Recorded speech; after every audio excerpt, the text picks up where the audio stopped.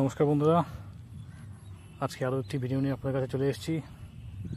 আজ চলে এসেছি আমরা তিস্তা নদীর পাড়ে। বর্ষা বিদায় নিতে শুরু করেছে, আর কিছুদিন পরেই বর্ষা সম্ভবত বিদায় নেবে, শরতের আগমন।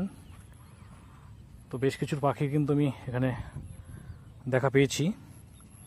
বছরের 12 মাস কিন্তু এখানে অনেক পাখি থাকে, পাশাপাশি আর কয়েকদিন পরেই পরিযায়ীদের এখানে আনাগোনা শুরু হবে। তো আস্তে আস্তে এগিয়ে যাচ্ছি। সামনে যেখানে পাট ক্ষেত রয়েছে তার পাশে কিছু গাছ রয়েছে, তো সেখানেই সম্ভবত বসে রয়েছে হোয়াইট কিংফিশার।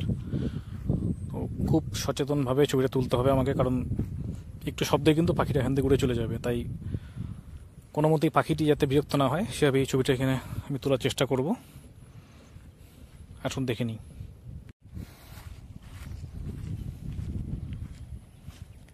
যেখানে রয়েছি তার নদীর অপর প্রান্তে দেখতে পাচ্ছেন যে গাছ রয়েছে, তো সেই গাছের মাঝেই বসে আছে হোয়াইট কিংফিশার।